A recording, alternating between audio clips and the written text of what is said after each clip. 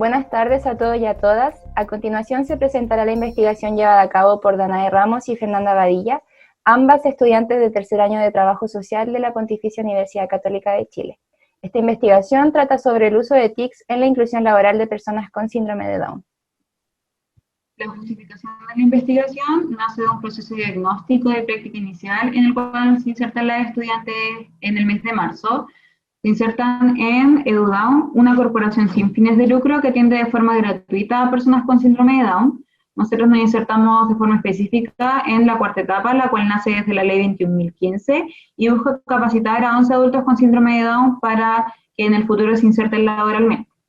Desde aquí el objetivo general de la investigación fue explorar de qué manera el acceso y uso de las tecnologías de información y comunicación, desde ahora en adelante TICs, pueden contribuir a la inserción laboral de los usuarios de la cuarta etapa de EduDown, sede San Bernardo. En cuanto a la metodología, esta tuvo un carácter exploratorio, ya que se buscaba conocer una temática en torno a la cual no existe gran variedad de investigaciones. Además, esta tuvo un enfoque mixto triangulado, ya que se llevó a cabo una primera parte cuantitativa a través de la aplicación de encuestas a los usuarios y también una parte cualitativa a través de las entrevistas semiestructuradas aplicadas a los padres y madres de los usuarios, como también a través de la entrevista grupal realizada con el equipo profesional. El proceso surge desde la consulta a los profesionales sobre una situación o problemática que estuviera dificultando el proceso de inclusión laboral de los usuarios, a lo que ellos responden que esta situación sería la falta de acceso y manejo de las TICs de los usuarios de la cuarta etapa de EduDown y cómo esto podría dificultar que los usuarios se inserten laboralmente en un futuro, así como también obstaculizar su autonomía.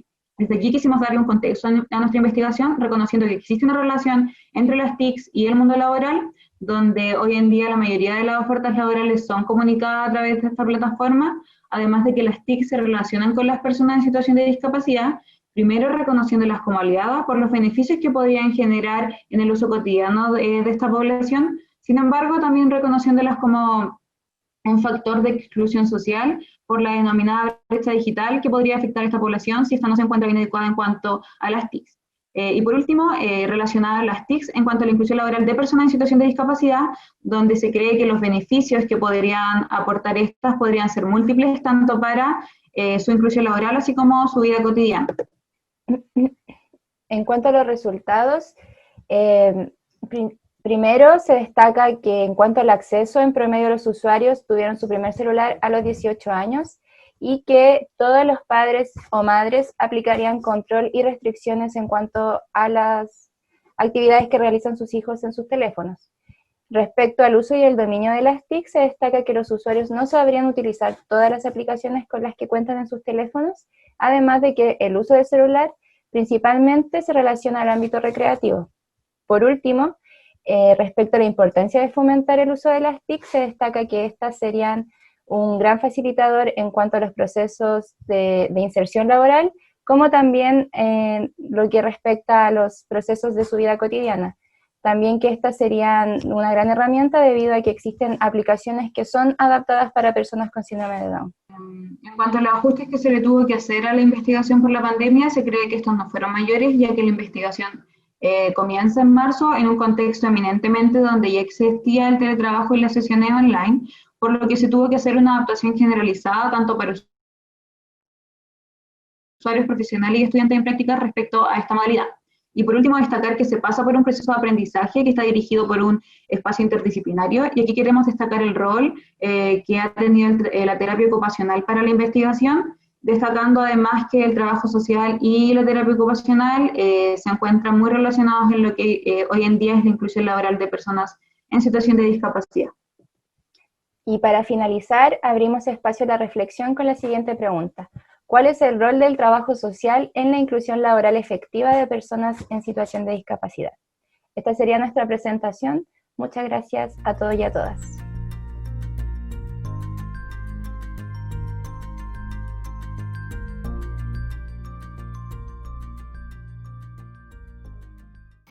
Mi nombre es Macarena Oyarzún Geldres, soy estudiante de quinto año de Trabajo Social de la Universidad de Magallanes.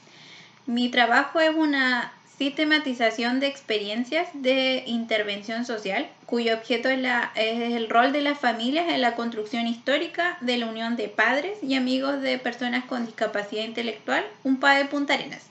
Bueno, ¿por qué interesa recuperar el rol de las familias en la construcción histórica de un PADE Punta Arenas?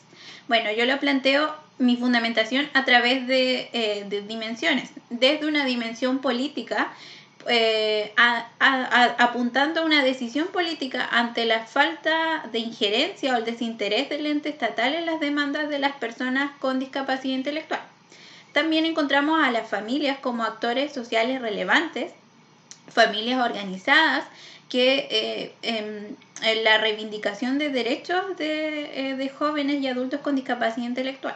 Desde la dimensión del institucional, del establecimiento, del propio UNPADE, se apunta a la interdependencia, al trabajo conjunto entre actores, familia y escuela, en todo lo referente a los procesos de enseñanza-aprendizaje y lo atingente al desarrollo de las personas con discapacidad intelectual. También desde el trabajo social, porque es una práctica social con elementos atingentes o que en esencia responden al trabajo social. Son familias organizadas, actores, organización social que se logra constituir, configurar en la esfera pública. Logra incidencia a través también en su raigambre, que es esta reivindicación de derechos y conquista de derechos sociales de jóvenes y adultos con discapacidad intelectual. Respecto a cómo investigo lo que investigo, principalmente a través de revisión bibliográfica, también como es una práctica social, en la búsqueda de antecedentes, tanto fotografías, notas de prensa, videos que configuren el contexto histórico de la experiencia. Y fundamentalmente que es un proceso guiado con la docente guía, entonces se establecen mecanismos de retroalimentación y de hacer de este proceso una sistematización, o sea, una práctica social que tenga esos sellos distintivos de la sistematización. ¿Cómo llegué a investigar esto? Porque realicé el año pasado, el 2019, una práctica en un PADE de Punta Arenas. Mi proceso de intervención social estuvo ligado a las familias y este panorama de acción profesional como un espacio educativo y de capacitación laboral para jóvenes con discapacidad intelectual, para jóvenes y adultos con discapacidad intelectual, y también en este plano de configurarse como un referente de inclusión sociolaboral en el contexto local. Respecto a resultados, destaco aprendizaje en la construcción del objeto de sistematización, pues se intenta recuperar el quehacer de las familias en torno al ejercicio del rol, desde en la atención del contexto histórico, de las acciones emprendidas, de los actores involucrados y y también de las habilidades y competencias de los padres en esta perspectiva histórica. Es una práctica social que se concibe desde el enfoque de la etnometodología, que invita al rescate del hacer de los sujetos desde sus propios métodos de acción. Respecto a modificaciones que haya tenido que realizar por el confinamiento, destaco principalmente, sino pensar estratégicamente las técnicas de recolección de información en la operatividad, o sea, porque voy a realizar entrevistas en profundidad, entonces si se van a hacer por teléfono, de manera online, como esta entrevista requiere de una mayor profundización, del rapport y todos esos elementos. Entonces es un desafío también de cómo vamos a recuperar esta práctica social y también ser fiel a lo que propone.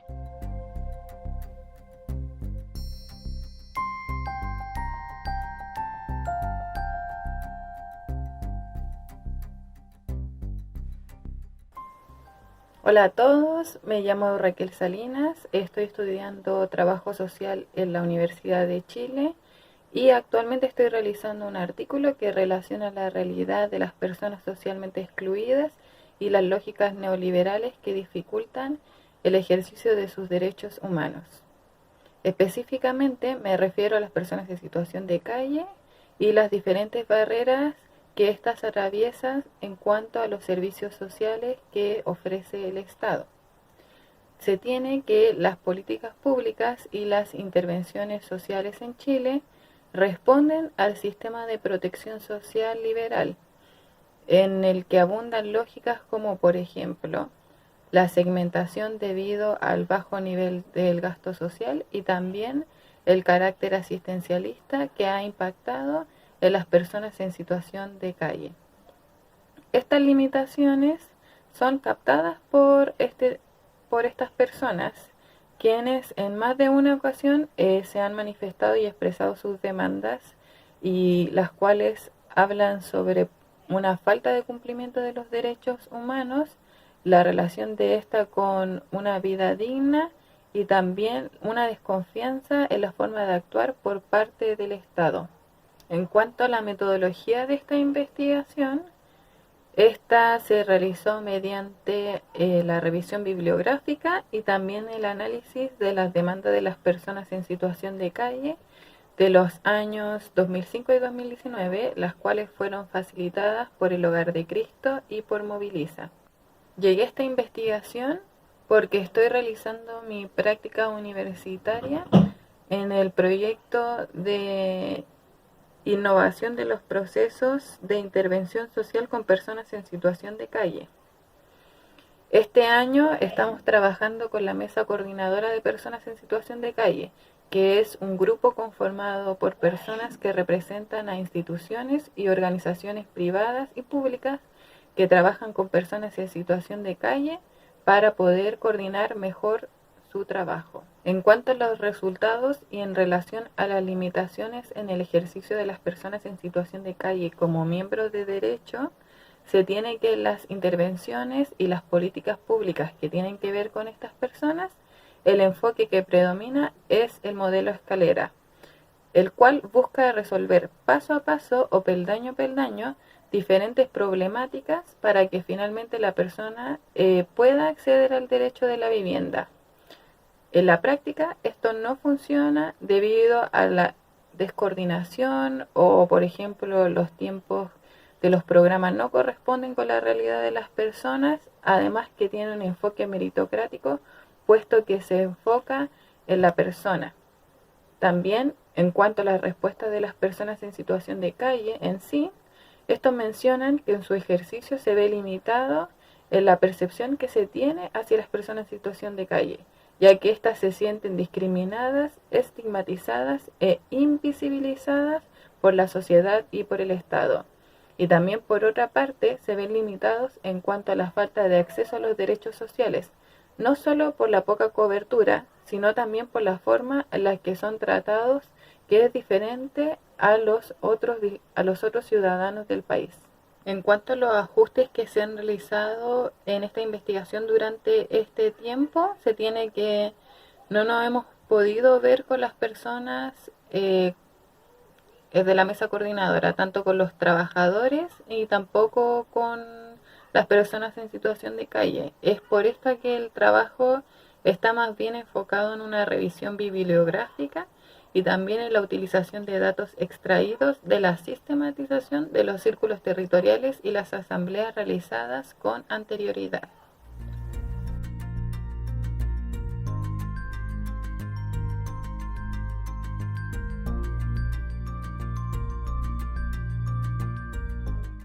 Nombre de Acuña y curso segundo año de la carrera de Trabajo Social en la Universidad Academia Homónimo Cristiano. El tema que hoy expondré es sobre desigualdad y formas de discriminación hacia las personas con discapacidad. Ahora en adelante ocuparé, en honor al tiempo, mi lector de pantallas. La discriminación existe y además se incumplen sistemáticamente las leyes pensadas para evitarla. Mientras tanto, la administración acepta esa discriminación, permite el incumplimiento de las leyes y se hace de lo ilegal una nueva norma. Esta frase fue acuñada por Agustino Palacios y Javier Romanacha. Ellos, en su artículo en el año 2008 sobre diversidad funcional, dejaron expuesto al Estado español por la carencia de accesibilidad universal. Tomando la frase anterior, podemos asegurar que en Chile las leyes sobre discapacidad nos dicen lo siguiente. La ley número 20.422, que establece normas sobre igualdad de oportunidades e inclusión social de personas con discapacidad. Esta ley debe velar por el bienestar de las personas con discapacidad, lo que en ningún momento garantiza. Los elementos económicos hacen que la calidad de vida varíe en su gran mayoría, siendo la pobreza un factor determinante para sobrellevar cualquier discapacidad. Como vemos en la imagen, la desigualdad se ve expuesta en la igualdad de oportunidades que versa la ley. En Chile, la mayoría de personas con discapacidad viven en un sistema de pobreza, lo que afecta claramente su calidad de vida.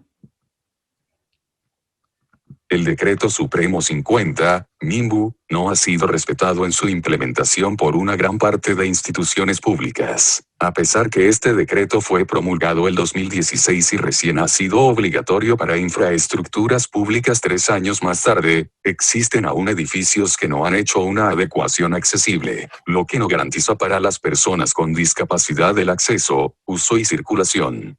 En el factor accesibilidad encontramos dificultades en un entorno apto y espacios libres de barreras. También otro factor que influye son las infraestructuras públicas que dificultan aún más la accesibilidad universal, convirtiéndose en barreras. Aquí encontramos mermados los ejes principales de accesibilidad, que son el acceso, el uso y la circulación en los entornos públicos y edificios públicos.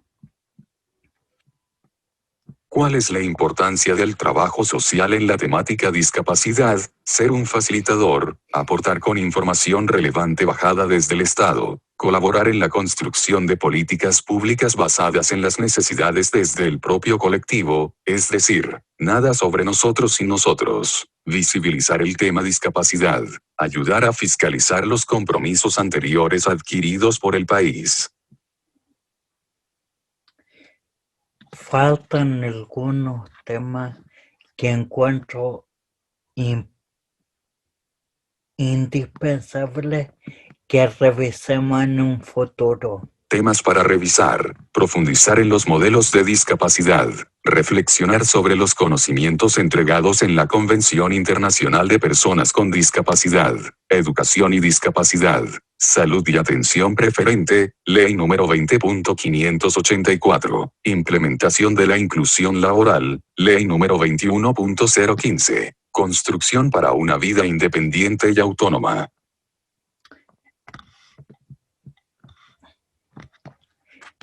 Muchas gracias. Agradezco el espacio y nos veremos prontamente.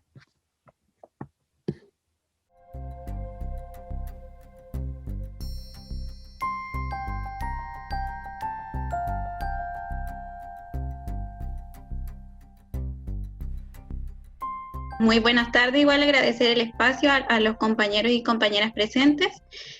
Bueno, yo quería también, en mi video igual dejar en claro también que es una sistematización de experiencias de intervención social. Y bueno, respecto a lo que se plantea también en este espacio, también desde mi trabajo lo que busco es democratizar tal vez el conocimiento, también dar es una práctica social de una organización, son familias organizadas también a nivel nacional, particularmente acá en Punta Arenas, por eso lo planteaba en una trayectoria histórica. Surge a partir del año 1985 aquí en Punta Arenas, entonces tiene toda una trayectoria histórica y dar cuenta de eso me parece fundamental de democratizar el conocimiento. Dar voz también a la ciudadanía organizada, a las organizaciones de la sociedad civil, eso me parece fundamental. Desde el trabajo social también aún hay camino por recorrer respecto tal vez a un trabajo de mayor sensibilización, de articular y reconocer en las prácticas sociales de nuestros sujetos, de colectivos sociales, también de lo que aborda esta mesa, de que de alguna forma son colectivos sociales históricamente susceptibles de ser vulnerados o de plano ser vulnerados en sus derechos. Entonces creo que ahí no es, el trabajo es, claro, sensibilizar o seguir trabajando, por ejemplo, en estas organizaciones sociales, el poder que han tenido las familias organizadas en todo este trayecto histórico. Perfecto, muchas gracias, Macarena. Muy interesante el planteamiento y el aporte a la reflexión. Vamos ahora a darle la palabra a Danae, ¿sí?, que también nos quiere compartir sus ideas respecto del rol de la disciplina en este tema. Sí, Fernanda me va a acompañar, quiere compartir también una reflexión importante y yo la acompaño. Hola, buenas tardes, que antes nos saludé. Bueno, nosotras queremos también destacar que es importante para el trabajo social trabajar con los sujetos, reconociendo sobre todo sus derechos, también reconocer la importancia de promover su autonomía, de que ellos también reconozcan la importancia de esto, y también de reconocer siempre su dignidad. Creemos que también es importante promover la participación de las personas en situación de discapacidad en la comunidad, en la ciudadanía, y que también es necesario crear instancias inclusivas donde el Estado también juega un rol importante. Como mencionaban anteriormente, es importante también entregar la información a los sujetos y es el recurso que está a nuestro alcance, porque si bien quizás no podemos trabajar como nosotros mismos gestionando estas políticas públicas, sí es importante trabajar con lo que podemos, y en ese sentido es importante también promover la información que ellos necesitan. Danae. Sí, y desde aquí comentar que nosotros creemos que el rol del trabajo social en la inclusión laboral de personas en situación de discapacidad sería de empoderamiento y de poder entregar y capacitar a estas personas para que puedan obtener las herramientas para que cuando se inserten al mundo laboral puedan hacerlo de forma efectiva. Sí, porque consideramos también, como nosotras trabajamos en torno a la ley 21.015, que habla sobre la inclusión laboral de personas con discapacidad, también consideramos importante que se excluye de alguna forma a las personas que están en situación de discapacidad intelectual, ya que se generan puestos de trabajo para personas quizás con discapacidades físicas y no se considera el fenómeno de la discapacidad en su totalidad. Entonces creemos que es importante también considerarlos, y también al momento de gestionar proyectos también considerar su participación, sus opiniones y bueno, también sus derechos en su totalidad. Muchas gracias, Fernanda, muchas gracias, Danae. Christopher nos quiere compartir también una idea ahora. Adelante, Christopher. Siento que el rol del trabajador social es completamente de facilitador. Siento que puede ayudar mucho en la gestión que una persona con discapacidad puede necesitar. Aquí vemos solamente futuros trabajadores sociales que puedan colaborar con la facilitación a las personas con discapacidad. Eh, eso más que nada. Perfecto. Muchas gracias, Christopher, por compartirnos tu reflexión. Sin duda, un rol relevante para las y los trabajadores sociales, el facilitar procesos de inclusión, ¿cierto? Muy clave, y probablemente hay mucho que reflexionar en torno a la propia experiencia de las y los trabajadores sociales en ese rol, en ese proceso. Y no solo, y ahí creo que es importante, a propósito de un segundo tema que me gustaría plantearles de conversación, no solo pensar, o más bien pensar en distintos niveles de intervención del trabajo social a propósito de esta temática, ¿sí? No solo en términos del trabajo directo con personas con síndrome de Down, como nos presentaba Fernanda Danae, o con discapacidad intelectual, o personas en situación de calle, como nos contaba Raquel, o discapacidad Christopher, sino también en la institucionalidad de la sociedad civil dedicada a instalar estos temas, a generar estrategias e intervenciones para apoyar procesos de inclusión, pero también en la política pública, también en la institucionalidad pública y en el diseño de programas que precisamente avancen en este desafío. Entonces, en ese segundo tema es donde quisiera ahora darles la palabra y compartir opiniones, reflexiones en torno a ello. ¿Cómo ven ustedes, cuáles creen ustedes que son los desafíos que tiene la institucionalidad pública y que tiene el diseño de políticas públicas para avanzar efectivamente en la garantía de derechos y en inclusión de la ciudadanía hoy día?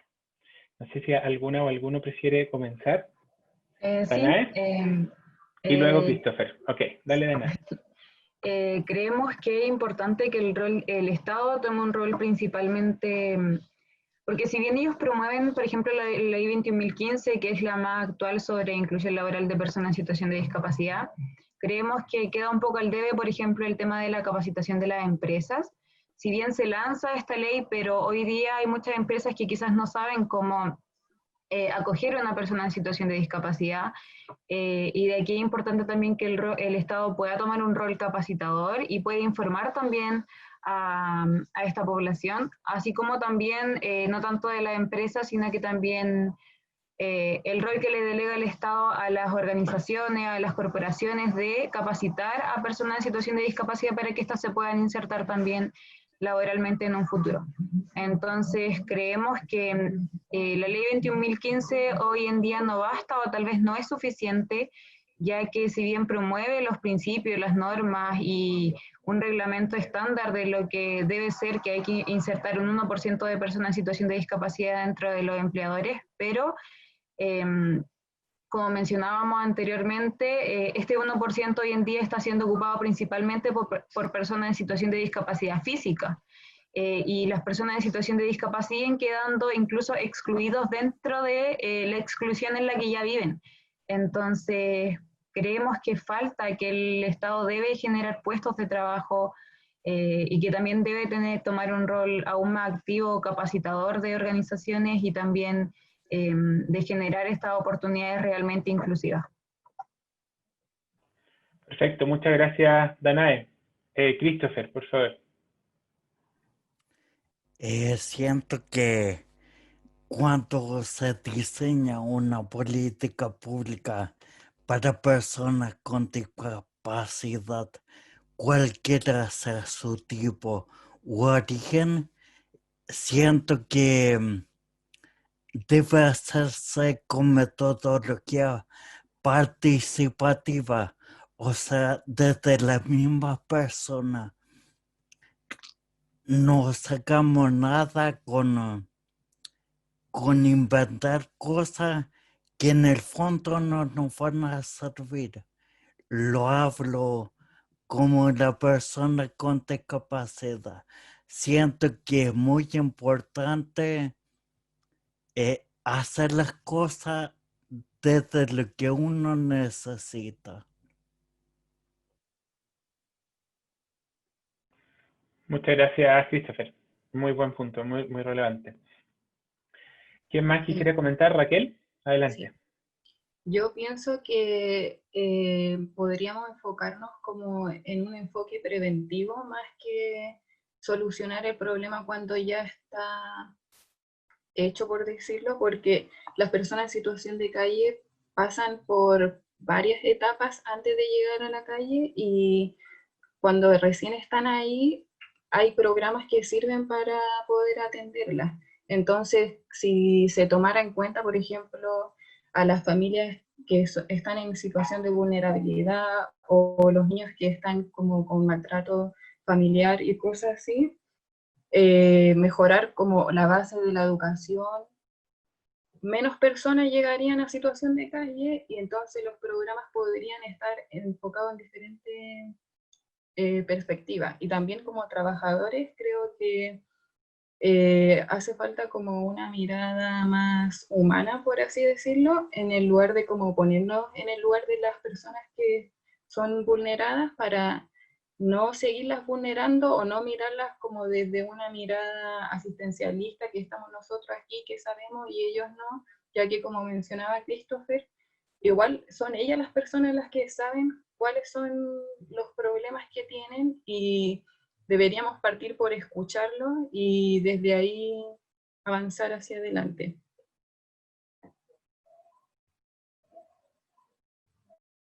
Perfecto. Muchas gracias, Raquel, por tu comentario y tu reflexión. No sé si Macarena o Fernanda quisieran agregar algo más a los desafíos institucionales o de la institucionalidad. Adelante, Macarena. Sí, yo igual siguiendo en la línea de lo que plantea Christopher, de hacer esto participativo y desde las personas con discapacidad, también en mi caso, con la familia, que también hay que entenderla desde la...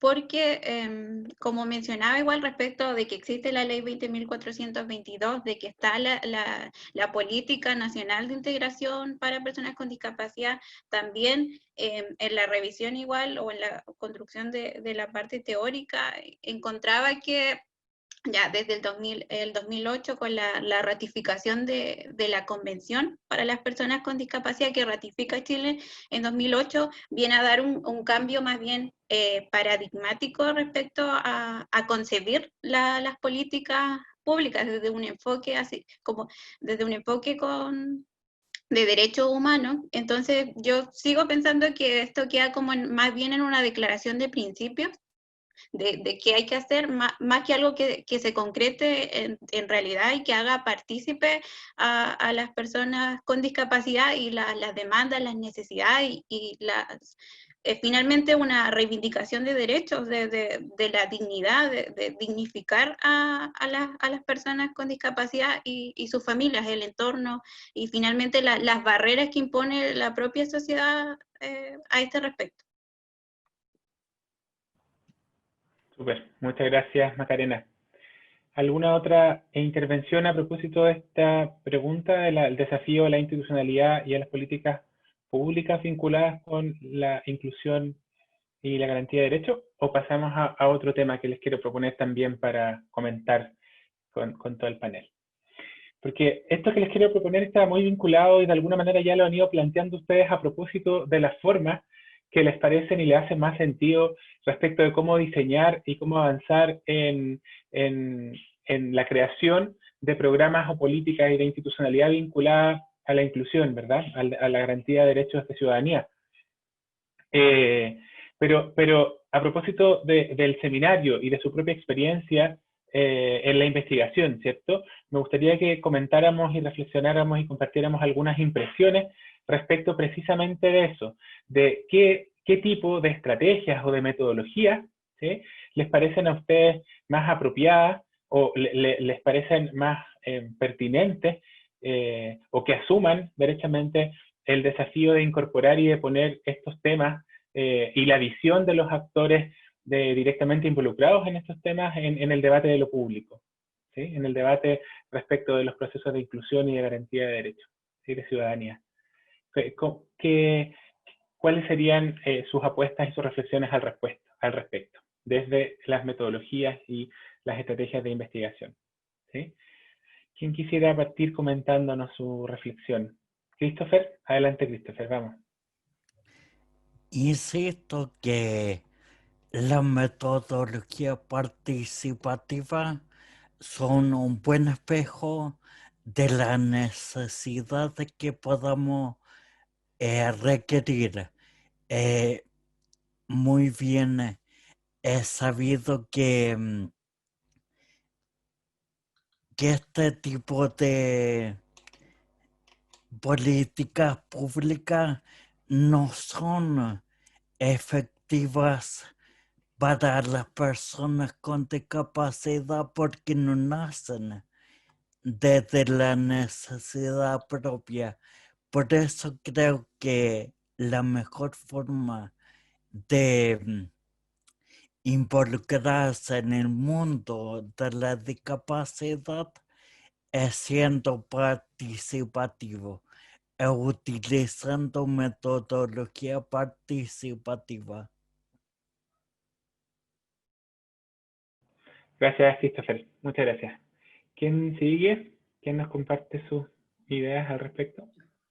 Raquel. Gracias, Raquel. Seguimos entonces. Igual, quiero seguir en el tema de la participación, pero más que nada quería comentar una experiencia que estamos teniendo nosotros en la práctica de la que estoy participando con la Mesa Calle, que ahora para el proceso constituyente para el plebiscito, nos propusimos armar un taller para que en cada organización que quisiera las personas mismas pudieran participar y pudiesen expresar de nuevo sus demandas sociales y la falta de información que puedan tener para que puedan acceder como al tipo de información que les falte. No sé cómo será en el caso de las personas en situación de discapacidad, pero en el caso de las personas en situación de calle, ellas no tienen tanto acceso a diferentes redes de apoyo o también de información como puede ser el internet o la televisión abierta. Entonces creo que habría que preocuparse también de ese tipo de situaciones para poder tener como un crecimiento más integral y también en relación al enfoque participativo, poder incorporar todas las visiones que tienen estas personas. Gracias, Raquel. Christopher, ¿quiere agregar algo más? Adelante. Como dice Raquel, la representatividad en estos momentos se ve completamente mermada. No se nos hace complejo votar a las personas con discapacidad, a las personas en situación de calle. Creo que la justicia social debería ser un punto que debemos tener presente los trabajadores sociales y velar por que estas minorías logren tener mayor accesibilidad que hasta ahora no tienen.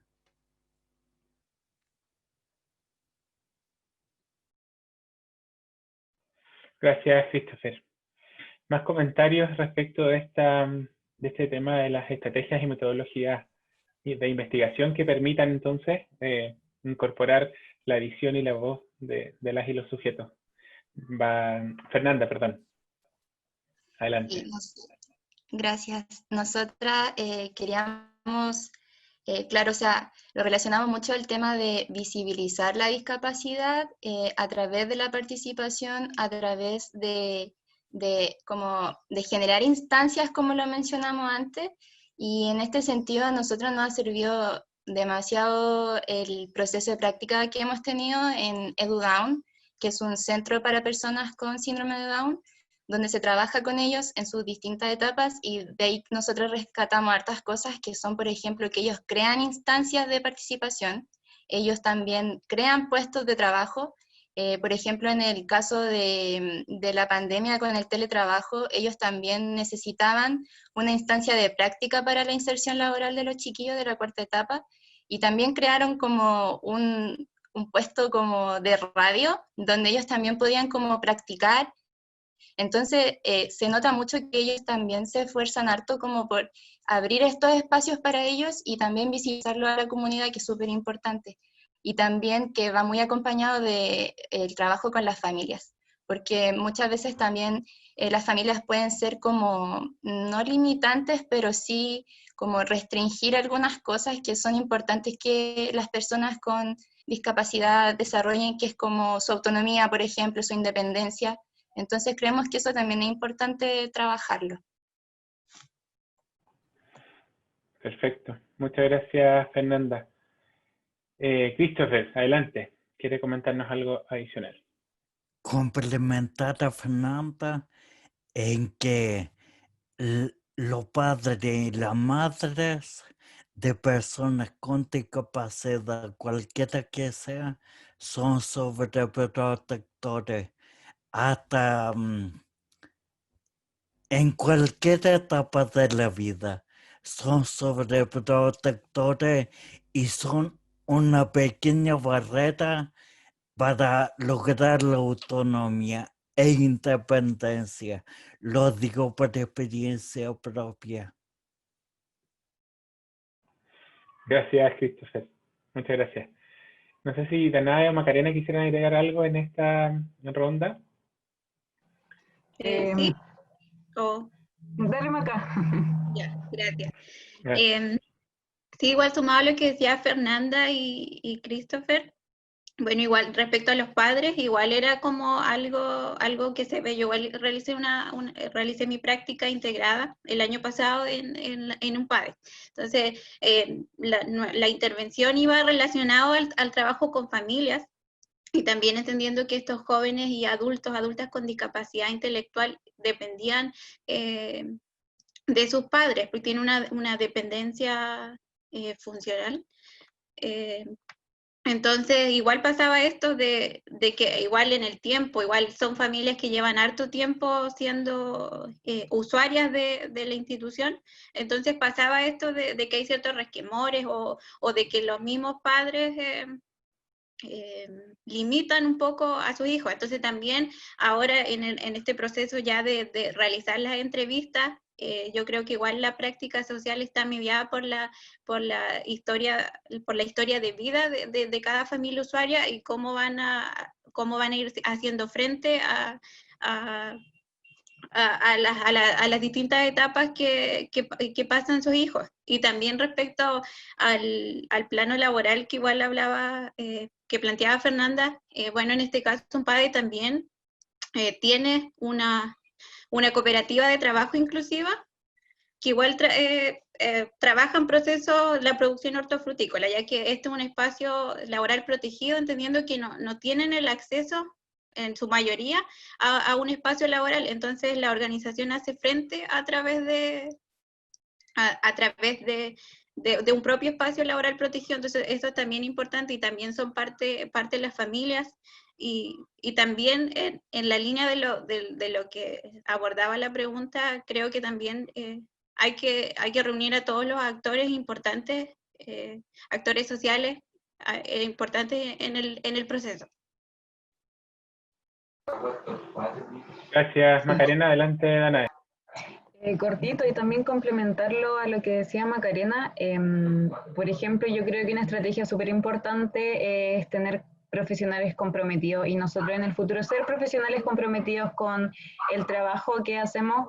Y, por ejemplo, también quiero poner como el caso en donde estamos haciendo la práctica con Fernanda en EduDown. En el fondo, su trabajo tal vez solamente se limitaba en capacitar a estas personas adultas con síndrome de Down para que se insertaran laboralmente. Sin embargo, hoy en día este proceso ha llevado a la creación de una cooperativa que está en proceso, así como mencionaba Macarena, y que los profesionales no se quedaron con solamente capacitarlo y mandarlo y decir, bueno, ustedes insértense laboralmente con las herramientas que nosotros les entregamos, sino que además decir, bueno, si es que puede estar la posibilidad de que ustedes no se inserten, creemos una cooperativa donde ustedes puedan tener un espacio laboral.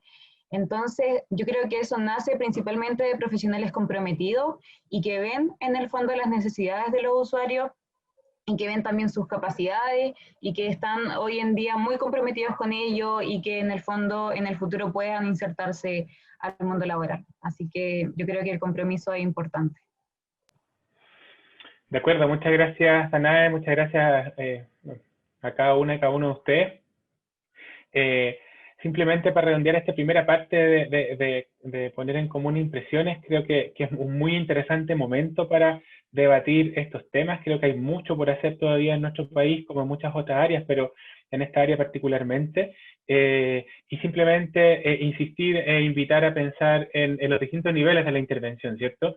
En desafíos que tenemos a nivel de intervenciones más cara a cara, ¿sí? O una microescala, por decirlo de alguna manera, pero también a nivel de política pública. Creo que es importante mantener siempre en nuestra reflexión y en nuestro debate esos dos niveles y vernos en esos dos distintos escenarios.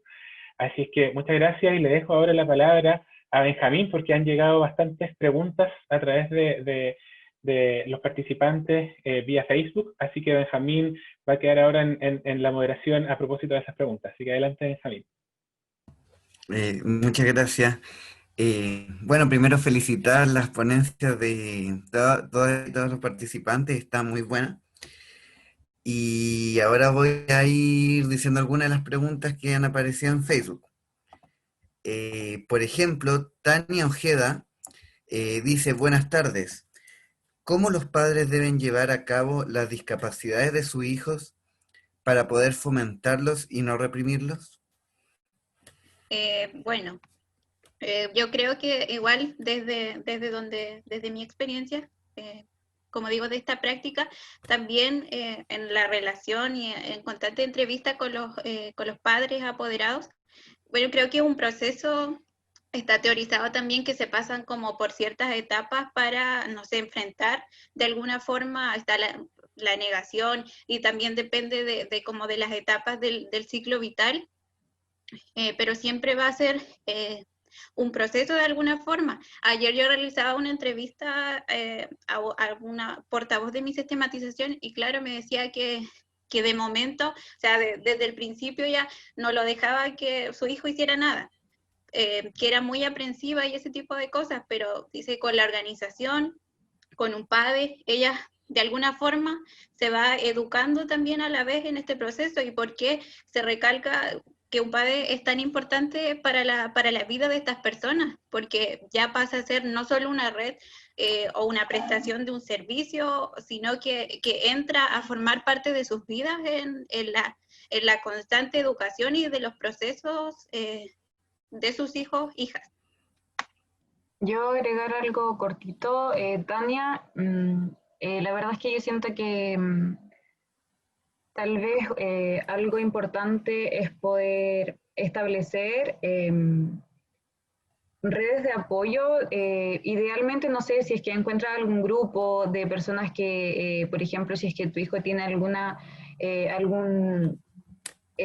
o sea, tiene alguna discapacidad, en el fondo invitarte o invitar a esa gente a que pueda buscar organizaciones, corporaciones que trabajen la temática, relacionarse con personas que tal vez tengan o compartan el mismo fenómeno, pueden tal vez conversar sobre ello, ver puntos en común, ver cómo trabajan las demás personas. Es importante también como ir trabajando en equipo, establecer redes de apoyo.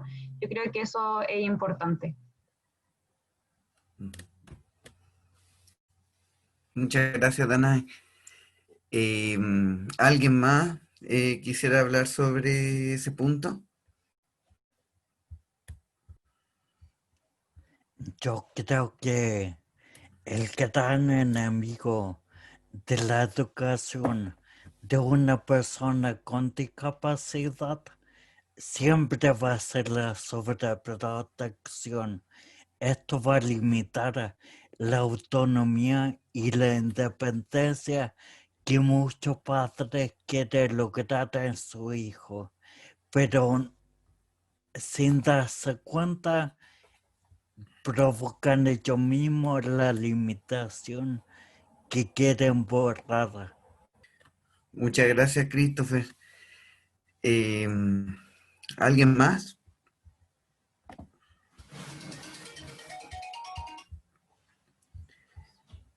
Si no, podemos pasar a la siguiente pregunta, que es de Manuel Ignacio Loncón, que pregunta, ¿cuál sería la mayor barrera que tienen los y las trabajadoras sociales al afrontar los problemas de inclusión en una sociedad como la nuestra? Por lo menos lo que yo he visto en la mesa calle con los trabajadores es que hay poca implementación o plata, por decirlo, para que las personas puedan llevar a cabo alguna lógica, o sea, alguna intervención que sea como más directa o que pueda ayudar mejor a las personas. Por ejemplo, ahora que estaban con el tema esto del confinamiento, cuando recién empezó en marzo, las personas en situación de calle no tenían dónde quedarse para poder dormir, que no fuese en la calle. Y hay, por ejemplo, un programa que se llama Código Azul, pero funciona cuando es invierno. Entonces, como que ese tipo de diferencia entre la realidad de lo que necesitan las personas y lo que los trabajadores pueden implementar es como algo que siempre creo que vamos a tener que estar lidiando con eso y tratar de nosotros mismos tener, tener esa herramienta de la mejor forma. Y eso, siento que uno de los mayores problemas es como la falta de implementación y también el enfoque que hay en general.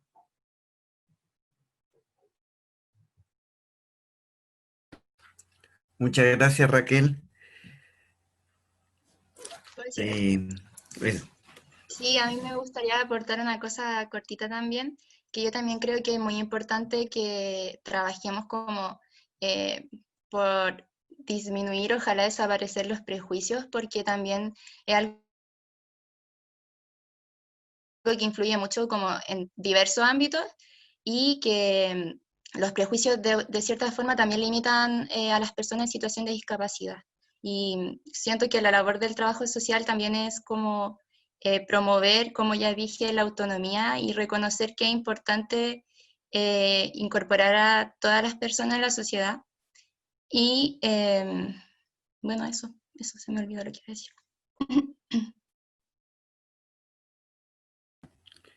Muchas gracias, Fernanda. ¿Alguien más que quiera decir alguna acotación, algo? ¿Sí? ¿Yo? ¿Sí se escucha? Ya.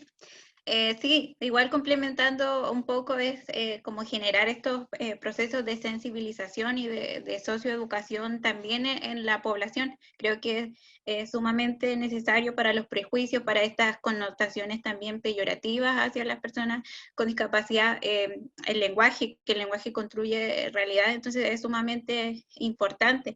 También vemos, no sé, por ejemplo, la Teletón, de que se sigue perpetuando que las personas sean sujetos, las personas con discapacidad sean sujetos de caridad. Entonces creo que hacia allá vamos, hacia generar procesos de sensibilización, como una primera etapa para acciones concretas. Sí, yo quisiera agregar algo también que algo que ocurre mucho también es la infantilización de las personas en situación de discapacidad. Y también va mucho de la mano con el tema de los prejuicios, porque al principio, por ejemplo, nosotros al incorporarnos al centro, también teníamos como eso de decir, hoy, qué tierno, y en verdad son personas adultas y hay que reconocerlos como adultos y también hay que tratarlos como personas que se merecen respeto, se merecen dignidad, y eso es súper importante para el trabajo social, como decía recién Macarena, también dejar de lado como este asistencialismo y trabajar desde el empoderamiento de las personas.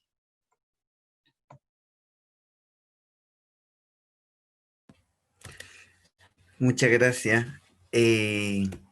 ¿Alguien más quiere hablar sobre esta pregunta o pasamos a la siguiente?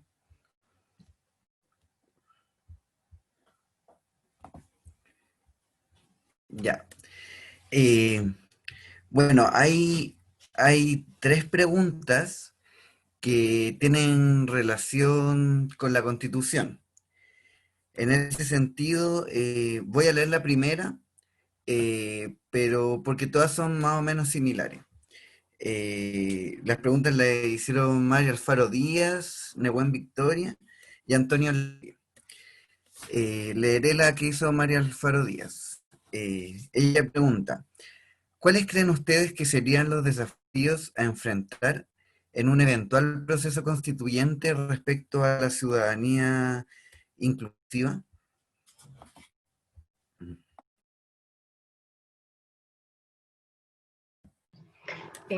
Yo creo que sin duda, si es que se llega a aprobar un proceso constituyente, importante considerar la inclusión de personas en situación de calle, de personas en situación de discapacidad, principalmente yo creo promoviendo sus derechos, que estos salgan, que estos aparezcan en una nueva constitución y que se garanticen en el fondo el cumplimiento de esto. Creo que es importante considerarlos, incluirlos, ya que estos no aparecen, si bien Chile está, por ejemplo, afirmado, ¿cierto?, todo lo que fue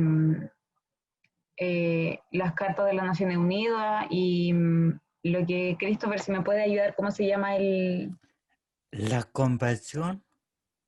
La convención? Sí, la Convención de Derechos Humanos para Personas en Situación de Discapacidad, que en el fondo habla de los derechos que tienen las personas en situación de discapacidad, que ésta se reconozca en una nueva constitución, creemos que es fundamental para el futuro y para la inclusión efectiva de estas personas. Me gustaría complementar lo que dice Danae. Siento que ahora de a poco se está tratando de llevar a una constitución que sea un proceso que sea incluyente, o sea, va a incluir a lámina braille, va a poder tener voto asistido, la persona que lo precisan, pero aún así no debería ser tema porque somos personas con derechos. Entonces creo que en estos momentos el proceso ya está bien, pero no debería ser tema la inclusión. Porque si pienso que en un futuro no va a ser tema, ahora lo es, porque se está preparando el camino. Se está pavimentando para que no sea tema en un futuro. Las futuras generaciones no van a conocer la discriminación y para eso trabajamos nosotros, para realmente fomentar la inclusión. ¿Alguien más que quiera aportar algo sobre lo que esperan de un posible proceso constituyente en cuanto a la inclusividad, tanto en personas en situación de calle como en situación de discapacidad? Quiero preguntarle a Raquel. Lamentablemente no conozco cómo lo hacen las personas en situación calle. ¿Tú nos podrías contar un poquito cómo es la experiencia de ellos con este proceso de constitución?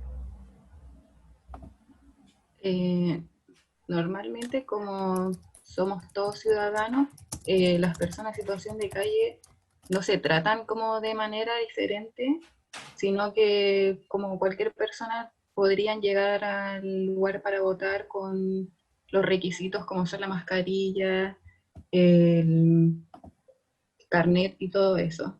Sin embargo, como igual las personas en situación de calle están excluidas de diferentes puntos.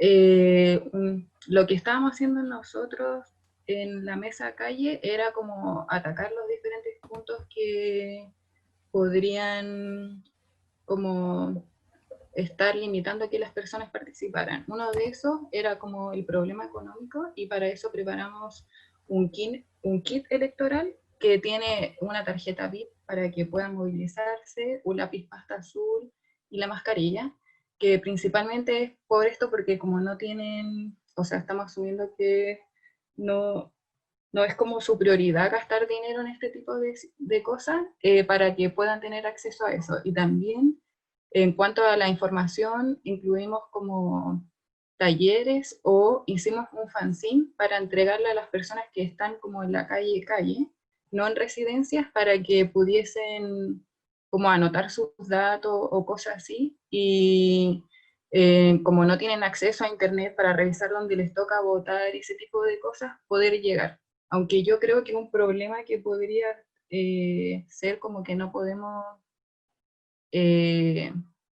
como manejarlo nosotros, los trabajadores, es la posible discriminación que puedan tener las personas en el lugar de votación, porque por los mismos prejuicios que estábamos hablando, quizás no se les permita votar, pero ahí ya tiene más que ver como un trabajo constante de información o de inclusión para las diferentes personas, pero en verdad las personas en situación de calle no tienen como un problema en sí, o no necesitan como que una persona así la acompañe, sino que tienen como estos otros problemas de los diferentes ámbitos, como la información o económico, que intentamos de cierta manera suplir, y ojalá que vayan a votar. Eso. Muchas gracias, Raquel. Fernanda, aquí delante iba a decir algo. Sí, era como para complementar a la persona que estaba hablando. Sí, era como que más que nosotros pensemos como en incluir a personas con discapacidad, es incluirlo realmente, o sea, que ellos también sean partícipes de este proceso, y que al incorporarlos sea también como recogiendo sus opiniones, o sea, un verdadero proceso de inclusión, un verdadero proceso constituyente donde ellos tengan una importancia igual de valiosa que la de todos, y que ellos también puedan sentirse incluidos. Tengo una pregunta para Dale, no. Fernanda, Dana y Macarena. Para personas con discapacidad intelectual y discapacidad psicosocial, ¿tienen algún manual de lectura fácil que hable sobre el proceso constituyente y cómo se debería llevar a cabo? La verdad es que hoy en día la mayoría de las páginas que están por lo menos en internet, las personas en situación de discapacidad intelectual o quien no maneje la lectoescritura tienen este mecanismo de poder escuchar, por ejemplo, todo lo que aparece ahí. Sin embargo, no sé si es que existe algún manual específico para estas personas de lectura fácil. Entonces de aquí vuelve un poco como esta población vuelve a depender no sé, de alguien que les pueda explicar, de alguien que les pueda leer. Entonces es complejo, o sea, obviamente volvemos a recaer en el tema de la autonomía. Y, por ejemplo, hoy en día sabemos que para el proceso constituyente estas personas pueden tener voto asistido, entonces esperamos esto también les pueda facilitar que ellos puedan votar y que puedan ser parte también de este proceso. Así que, pero no lo sé específicamente si es que existe un manual solo para ellos. No sé si tú me puedes responder también, Christopher, esa pregunta.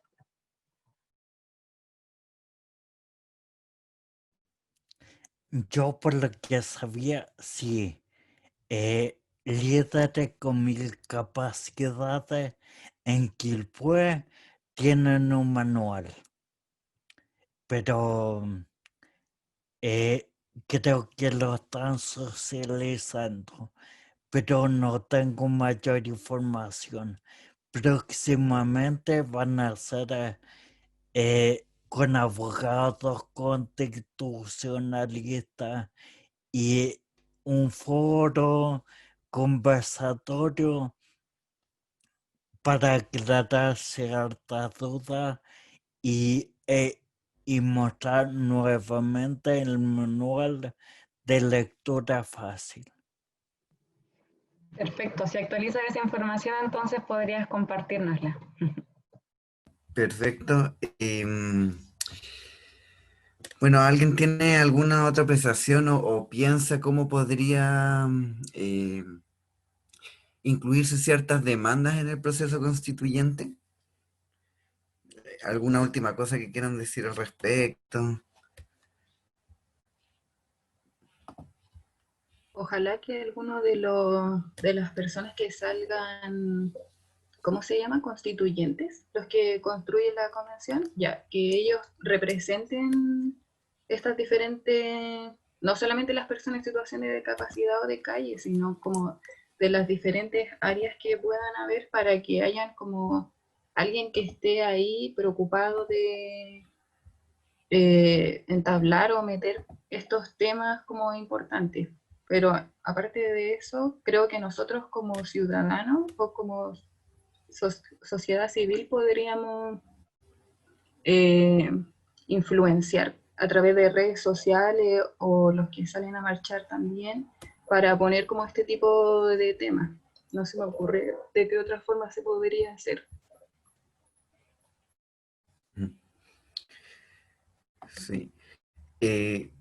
Raquel, y aquí también hay una pregunta más específica para las personas en situación de calle.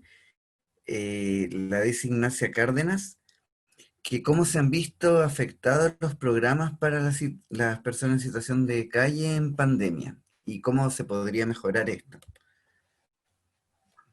Harto. O sea, por lo que ya había mencionado antes, no había como un código o algo establecido de qué pasara si es que había pandemia en estos momentos o alguna situación de emergencia. Por ejemplo, también el año pasado con el tema del estallido social tampoco había un protocolo para saber qué hacer con las personas que estaban en calle ahora que hay toque de queda, por ejemplo.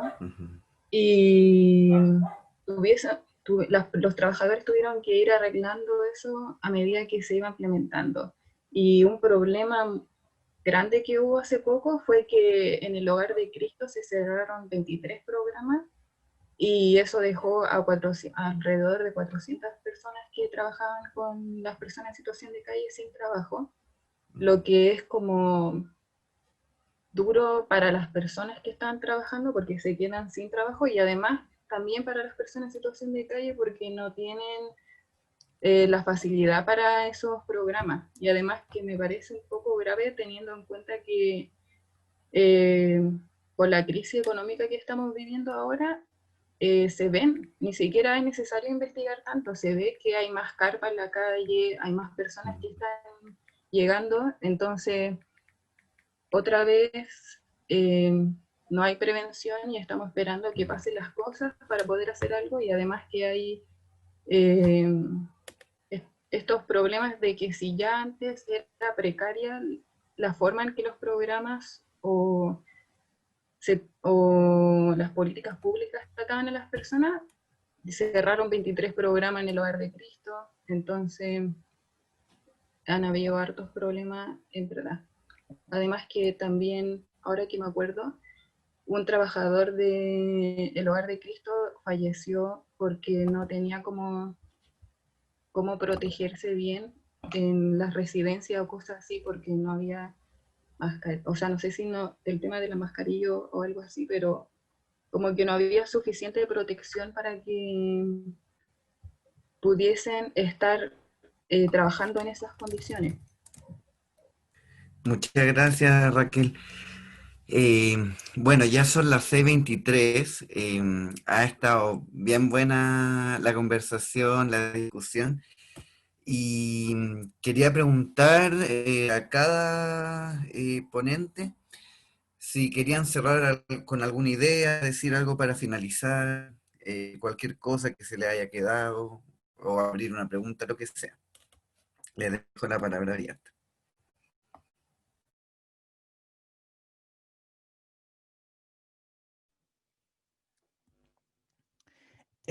Me gustaría compartir con todos que este ha sido un espacio para visibilizar, ayudar a visibilizar las temáticas que nos interesan. Por mi parte, creo que la temática discapacidad debería estar más presente en nuestras carreras. Creo y siento que podemos hacer mucho más de lo que hacemos hasta ahora. Bacán, muchas gracias. ¿Alguien más que quiera decir alguna palabra para cerrar? Sí, yo. Bueno, igual agradecer el espacio de estudiantes para estudiantes y también acá los compañeros y compañeras presentes también que en cierta forma, igual, como decía Christopher, de visibilizar la discapacidad, de que estamos en cierto modo en sintonía. También invitar a mirar, a comunicar nuestros procesos prácticos a través, por ejemplo, de la sistematización, de democratizar el conocimiento y de poner en valor, de visibilizar a nuestros sujetos, a los colectivos, a los actores sociales presentes en nuestra sociedad. Y eso, muchas gracias por el espacio. Yo no tengo mucho más que decir, solo agradecer también el espacio. Y nada, me quedo con la importancia que tiene el rol del trabajo social en lo que es la promoción de los derechos de las personas en situación de discapacidad. Y nada, como para cerrar, que nunca olvidemos como el compromiso que tenemos con las personas y siempre dar lo mejor de nosotros en el trabajo. Agradecer y yo creo que invitarnos también a en el fondo romper prejuicios, ir más allá, romper barreras de discriminación es súper importante hoy en día, como decía Christopher, pavimentemos en estos momentos el camino para que en un futuro ya no sea tema. Entonces creo que es importante y es la tarea hoy día de nosotros poder establecer esta línea base para lograr esa anhelada inclusión que yo creo que todos queremos. Yo también me sumo a las palabras de mis compañeras y agradecer a los moderadores y a los profes que están aquí ayudándonos.